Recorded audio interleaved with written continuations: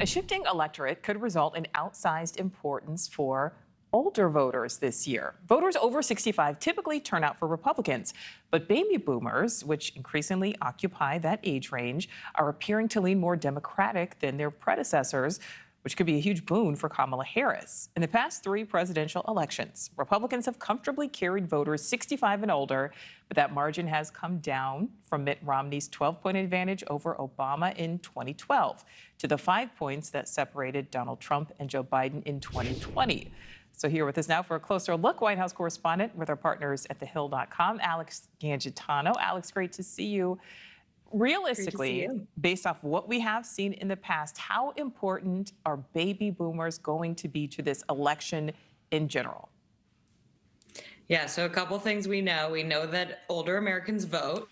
They're a reliable voting bloc, people that actually will show up to the polls. We also know that some of the critical swing states have a high population of older Americans. Georgia, North Carolina, Florida, not quite a swing state, but one that Democrats are eyeing. And what this article was showing that you were talking about is this shrinking lead that Republicans have, and that Biden actually only lost to Trump in terms of seniors last cycle by some 5 points, way slimmer of a margin than Obama lost to Romney with seniors. So I think that shows that they're going to be a really critical voting bloc this election. They care about the issues that are top of mind for all voters, like the economy, like immigration, like crime. But another thing that was interesting about this article is that they also care about reproductive rights issues. They care about the issue of abortion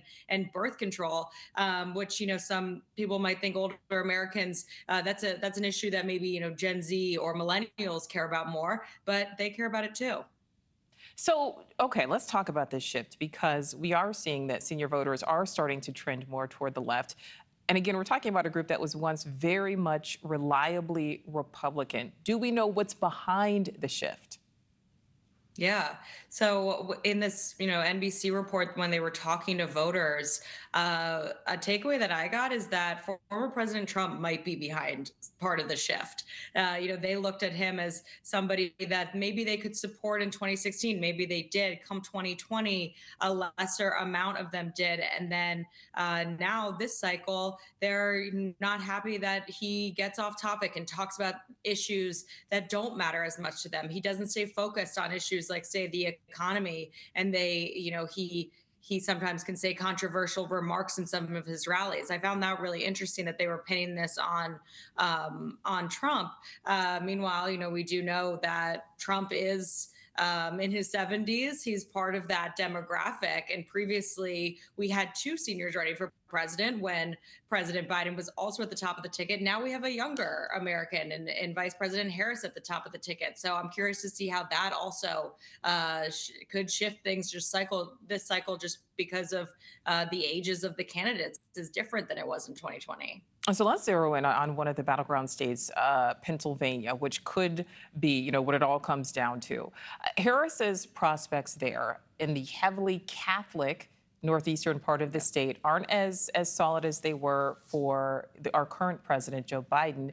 Many baby boomers are religious. So is that going to potentially work against Harris when voters get into the voting booth on November 5th? Yeah, I do think the religious factor is huge with older Americans. As you mentioned, those are the people that are more likely to be practicing in their religion and their faith.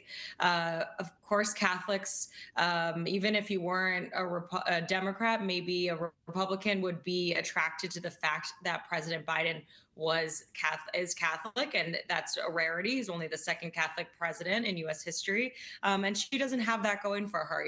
Will these older Americans be attracted to the fact that she is a Christian, or maybe that she's married to a Jewish man? They're a family of faith, just in general, and family of people that practice their faith, or would they, be more likely to align with the Republican politics, and with Biden out of the running and the Catholic thing not a component anymore, will they go for Trump again? So I do think in a state like Pennsylvania, where the margins are so tight, every vote is going to matter in this election.